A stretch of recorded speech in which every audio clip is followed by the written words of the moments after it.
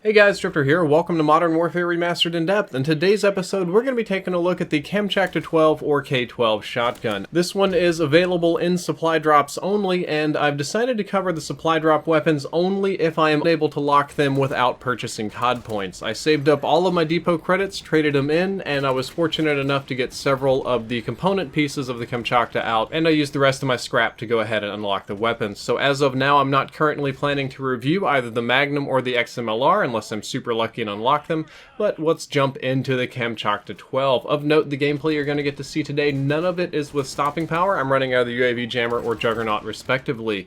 The damage on this weapon is extremely low at 20 to 5 damage per pellet with only 8 pellets. And I again want to emphasize that this is extremely low damage for a shotgun because the total damage output per shot is 160 to 40, meaning that at a distance, even if all of your shots hit, and even with stopping power, as you can see, it won't one-shot kill a person. Stopping power makes that better, but the 5 damage at a distance is just downright pitiful, and you generally should not expect to get very many one-shot kills. Headshots deal 1x damage. You get no bonus or no increased damage shooting people in the head, so that's pretty much always useless. Aim, center, mass go for the biggest part of the body. The maximum range of this weapon is 14 meters, and that's somewhere between the M1014 and W1200, but that's the maximum range at which that's how far you can get hit markers before the bullets just kind of disappear. Don't let that fool you. The probable one-shot kill range is approximately 4 meters, and that's less than spitting distance. It's a little bit better with stopping power, but I did have a nice example here for you with J-Hub. This is the weapon without stopping power, and as you can see, I shoot him right in the chest and he doesn't die. We're going to creep forward ever so slowly until we do get the one-shot kill. And I consider the one-shot kill range on this weapon to be literally less than spitting distance. I could probably do a roundhouse kick and reach them if I were Jean-Claude Van Damme, and that's the non-stopping power one-shot kill range. If you do run stopping power, the one-shot kill range is considerably improved. It is much, much better. Obviously not at that, but we only have to scoot up just a tiny bit with stopping power on the K-12 before we do get a one-shot kill. That being said, I generally prefer not to run stopping power on the weapon because the one-shot kill range you just saw was one in ideal circumstances, with neither target moving, with time to aim to make sure that all the pellets hit, and in reality it's just not going to be that way. Rate of fire is extremely fast at 648 rounds per minute. If you put double tap on it, that'll increase up to 625 rounds per minute. And of note, this is full auto. It is a fully automatic shotgun. There is no pump action. There is no semi-automatic. There is no good trigger finger required. You just hold down the trigger and spam out bullets everywhere. And that's really the strength of the weapon, is it's a spammer shotgun.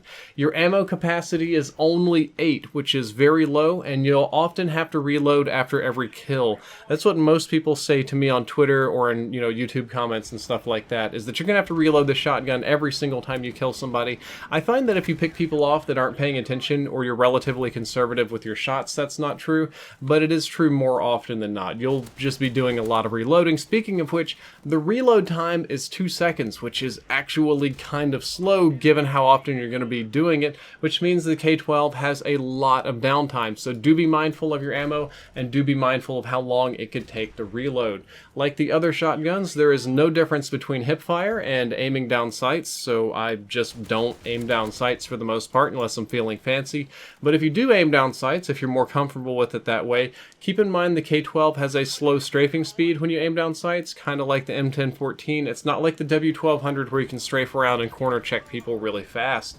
The K-12 also has a wider hipfire spread than any other shotgun, but it's not by much. It's offhand, I'll say 10-15% wider. Most of you won't notice it, and given the fact that it's just dumping pellets downstream like crazy, it's not going to make that big of a difference, but yes, the hipfire spread is somewhat wider. The foregrip completely removes the hipfire box drag. However, if you run the foregrip, you can't have a blue perk like Bandolier or Frag X3 or anything like that because the attachment replaces your perk slot. I did this little side-by-side comparison to show you what it's like. The regular K12 is on the left and the one with the foregrip is on the right. It's in slow motion, but you'll notice the one on the left drags upward considerably, and by the end of my spray I'd be shooting the upper part of the doorway or people's head instead of the body where I need to be aiming. So when it comes to overall use recommendations, the K12 is very easy to use on tiny maps, and it's basically like the AA-12 from Modern Warfare 2. It is a super spammy, super high rate of fire shotgun that just has absolutely garbage damage. On little maps like Shipment, and if you work it right in Vacant and Wet Work and some of these kind of maps, yeah, it can be really great. I do overall think that it's the best shotgun in the game just because of how easy it is to use.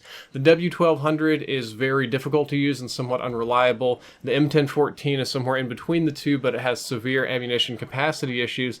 This one's just super duper easy to use, but you kind of have to be within melee range for it to work well. It's kind of like knifing without actually using a knife. You need to sneak up on people, spam a little bit, run away, spam a little more, do a quick reload, rinse, wash, and repeat. Maybe not the most brilliant or tactical of weapons, but it can work very well on some maps. As for how it's best used, I think it's best with Bandolier, so we'll go ahead and scrap the foregrip, just run a red dot sight. UAV Jammer or Juggernaut, depending on your preference and steady aim. I much prefer UAV Jammer over Juggernaut, but I can do well with either one. And you're going to say, okay, Drifter, but the gameplay clip you just showed me showed that the one-shot kill range is much better with stopping power. And that's true. However, the way you aim this gun and the way you spam it, even with stopping power, you're very rarely hitting all 8 of your pellets. And it's usually just best to be off the radar or to have extra health so you can challenge and just dump shots downstream. So I don't find stopping power to be as useful. And of course, steady aim, that tightens up my hip fire and gets me more one-shot kills or less shots to kill at range. Guys, that's all for this short in-depth episode. I hope that you enjoyed it. I hope you learned something useful. If you did, don't forget to like, favorite, and subscribe. Drifter out.